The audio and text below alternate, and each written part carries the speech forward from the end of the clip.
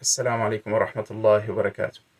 الحمد لله والصلاة والسلام على رسول الله وعلى آله وصحبه من والاه. ثم ما بعد. We will continue our class in the explanation of the book العقيدة الواسطية by Shaykh al-Islam Ahmad ibn Taymiyyah rahimahullah ta'ala. And we're still in the discussion where the author rahimahullah said وَمِنَ الْإِيمَانِ بِاللَّهِ, and from belief in Allah, الإيمان بما وصف به نفسه في كتابه وبما وصفه به رسوله محمد صلى الله عليه وسلم. From believe in Allah is to believe in that which He described Himself in His book and that which His messenger Muhammad صلى الله عليه وسلم described Him with, من غير تحريف ولا تعطيل, without altering and changing and without negating, ومن غير تكييف, and without mentioning how are the attributes of Allah, ولا تمثيل, and without setting a likeness.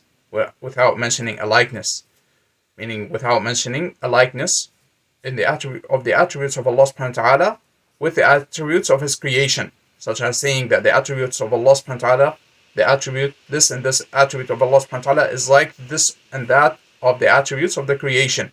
So setting an example and a likeness in Allah, for Allah subhanahu wa ta'ala in His creation.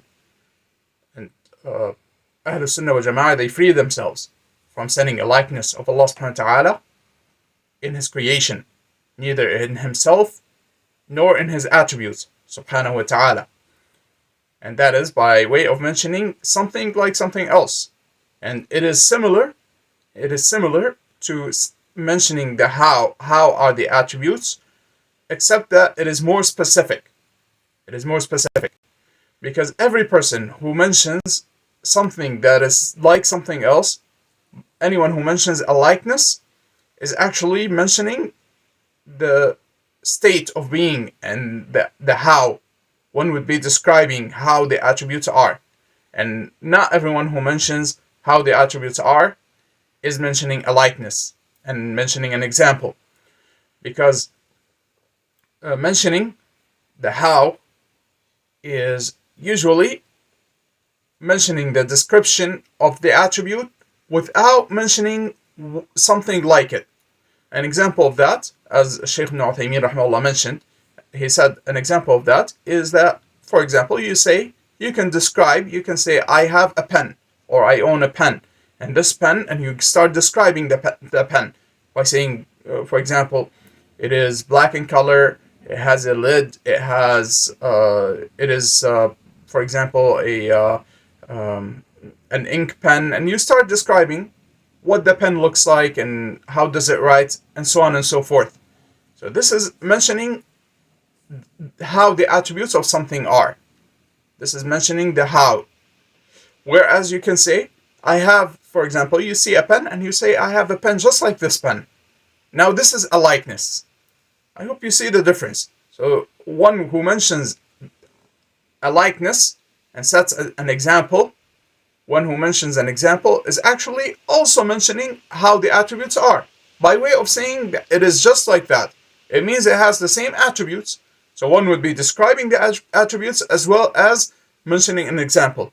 And both of those things are, in regards to the attributes of Allah subhanahu wa ta'ala, are forbidden. And Ahlul Sunnah wal Jama'ah, they affirm to Allah subhanahu wa ta'ala the attributes that He affirmed to Himself and that His Messenger sallallahu alaihi wasallam affirmed to Him, or that He subhanahu wa ta'ala affirmed to Himself in His book and in the Sunnah of His Messenger sallallahu alaihi wasallam, without mentioning how and without mentioning an example or a likeness. And rather, they say, for example, Allah subhanahu wa ta'ala has a life, but His life is not like our lives. And Allah subhanahu wa ta'ala has knowledge, and His knowledge is not like our knowledge. And He has sight, and His sight is not like our sights. And He has a face, but His face is not like our faces. And so on and so forth. In regards to all of the attributes of Allah subhanahu wa ta'ala, they affirm them to Allah subhanahu wa ta'ala without mentioning a likeness in any of His creation subhanahu wa ta'ala. And for that there are evidences, both from the Qur'an and the Sunnah, from the text, as well as evidences and proofs from the intellect, and in addition from the natural disposition and the natural belief that Allah subhanahu wa ta'ala created the people upon. So from the text There are the likes of the statement of Allah subhanahu wa ta'ala, لَيْسَ كَمِثْلِهِ شَيْءٍ. There is nothing like him. There is nothing like Allah subhanahu wa ta'ala. And likewise, the statement of Allah subhanahu wa ta'ala, do you know anyone who has the same name? Someone who has the same names as Allah? Meaning, no, you don't. And therefore, this is a negation. And this is, it is a question. It is negating in the form of a question. And likewise, the statement of Allah subhanahu wa ta'ala, وَلَمْ يَكُنْ لَهُ كُفُوًا أَحَدٍ. There is nothing like him or equal to him. And Allah subhanahu wa ta'ala said, فَلَا تَجْعَلُوا لِلَّهِ أَنْدَادًا. Do not make equals and do not make equals with Allah. فَلَا تَضْرِبُوا لِلَّهِ الْأَمْثَالِ. Do not mention examples to Allah. And so whomsoever claims that anything and anyone from his creation or the attributes of the creation are like the attributes of Allah subhanahu wa ta'ala, then he belies those statements of Allah subhanahu wa ta'ala, and he disobeys Allah subhanahu wa ta'ala in regards to his prohibitions, where he commanded us not to mention examples of Allah subhanahu wa ta'ala. And for this reason, some of the Salaf, rahimahumullah, they used to consider that one who claims that Allah is like his creation, that he is a disbeliever, such as the statement of Nu'aym ibn Hammad al-Khuza'i, rahimahullah, one of the shuyukh of Imam al-Bukhari. He mentioned that whomsoever does so, then he has disbelieved because of that. So those are some of the evidences from the text. Also from the intellect, we know that the creation are different from the creator. Excuse me. And if the only difference, or the only difference that we know about is their very existence, then this would be sufficient to know that the rest of the attributes of Allah subhanahu wa ta'ala, or everything about Allah subhanahu wa ta'ala, is not like the creation. We know that Allah subhanahu wa ta'ala, his existence subhanahu wa ta'ala, was not preceded with non-existence and is not followed by non-existence. Whereas the creation, their existence was preceded with non-existence, meaning they did not exist and then Allah subhanahu wa ta'ala created them, and their existence is followed by non-existence or by death, as is known from the way of the creation, that they all die.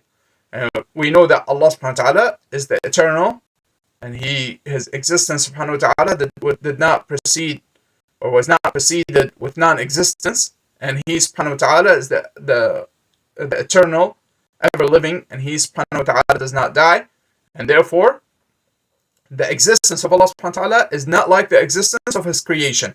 And therefore from that we can understand that all of the attributes of Allah subhanahu wa ta'ala are not like the attributes of the creation. In addition to that, we find that there is a vast difference in regards to the attributes of Allah subhanahu wa ta'ala in comparison to the attributes of the creation. Such as, for example, if you are, as I speak, if someone is near and is close to me, they can hear me.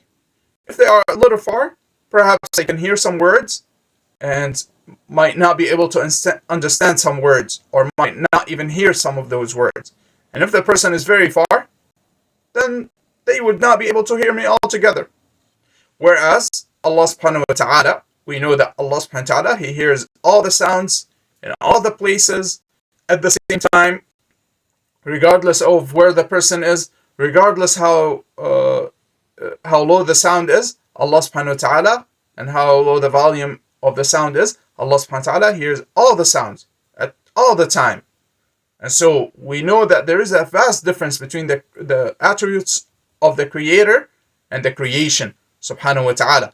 And therefore, with that difference between the attributes of the creator and the creation, especially when it comes in this case to the actions of the creator and the creation, we come to know that there is a vast difference between the creator and the creation subhanahu wa ta'ala. And therefore, the attributes of Allah subhanahu wa ta'ala are not like the attributes of the creation. Look at the example. Aisha radiallahu anha, a woman came to the Messenger sallallahu alaihi wasallam to complain to him about her husband.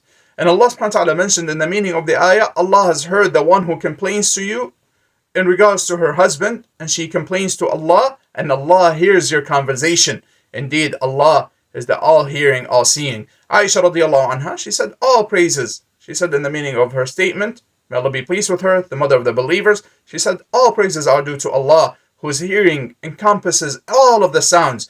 I am in the same room, and some of her speech was not audible to me. I could not hear some of her speech. May Allah be pleased with her. And so, Allah subhanahu wa ta'ala from above 7 heavens, while on his throne subhanahu wa ta'ala, he can hear their conversation. And although there's only Allah subhanahu wa ta'ala knows how large the distance between her and him subhanahu wa ta'ala above the 7 heavens. And likewise, another example or another difference between the creation, another way that we come to know that the attributes of the Creator subhanahu wa ta'ala, of Allah subhanahu wa ta'ala, are not like the attributes of the creation, is the difference between Allah subhanahu wa ta'ala himself and the creation of Allah subhanahu wa ta'ala. Look at the heavens and the earth, and look how great and wide and big they are. Yet Allah subhanahu wa ta'ala said in regards to his footstool, Allah subhanahu wa ta'ala said, وَسِعَ كُرْسِيُّهُ السَّمَاوَاتِ وَالْأَرْضِ. His footstool, the footstool of Allah subhanahu wa ta'ala, is it encompasses the heavens and the earth. It is bigger than the heavens and the earth. And look, likewise, Allah subhanahu wa ta'ala mentioned in regards to the heavens and the earth, and look how big they are. Yet Allah subhanahu wa ta'ala said, وَالْأَرْضُ جَمِيعًا قَبْضَتُهُ يَوْمَ الْقِيَامَةِ وَالسَّمَاوَاتُ مَطْوِيَّاتٌ بِيَمِينِهِ. And the earth, all of it, is in his grasp on the day of judgment, and the heavens are folded in his right hand, subhanahu wa ta'ala.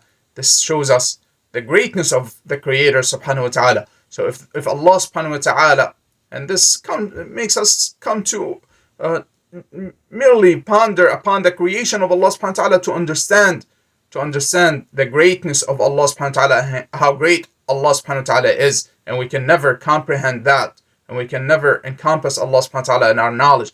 And so with all of that, we can see the difference between Allah subhanahu wa ta'ala and the creation. And it is impossible that the attributes of Allah subhanahu wa ta'ala are anything like the attributes of the creation. And likewise, we find that even amongst the creation, and they are creation, we find a vast difference between their attributes, such as, for example, the hands of the people are different than the hand of the elephant, and that is different than the hand of an ant, and so on and so forth. And this is in regards to creation. This is in regards to the creation of Allah subhanahu wa ta'ala. And we find this vast difference. And likewise, for example, we find that one person, he has strong eyesight. The other person has a weaker eyesight. One person can hear well, and another person does not hear so well, and so on and so forth. One is strong, one is weak, one is fast, one is slow, and so on and so forth. And there's a male and there are females, and so on and so forth. We find great and vast difference between the creation, and this is amongst the creation. How about the difference between the Creator and the creation, between the Creator subhanahu wa ta'ala and the creation? There is no doubt that there is a vast difference between the Creator and the creation.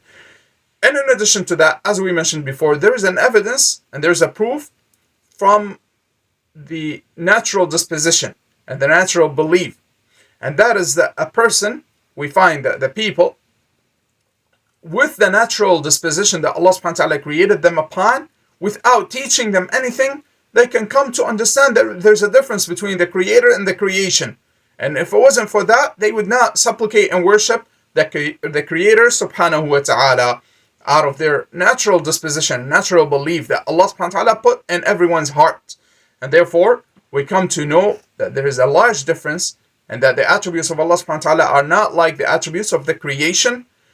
And the evidences of that is from the texts, from the Qur'an and the Sunnah, as well as the intellect, and in addition, the natural disposition that Allah subhanahu wa ta'ala created the people upon.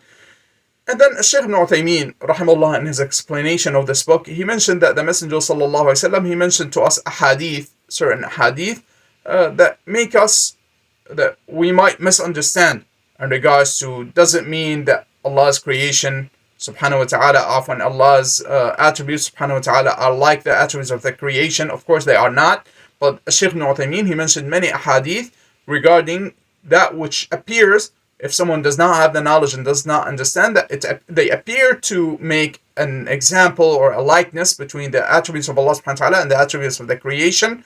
And inshallah, we will mention them in the next class, if Allah subhanahu wa ta'ala allows us to. And we will stop here بإذن الله تعالى. وصلى الله وسلم وبارك على نبينا محمد وعلى آله وأصحابه أجمعين. سبحانك اللهم وبحمدك أشهد أن لا إله إلا أنت أستغفرك وأتوب إليك.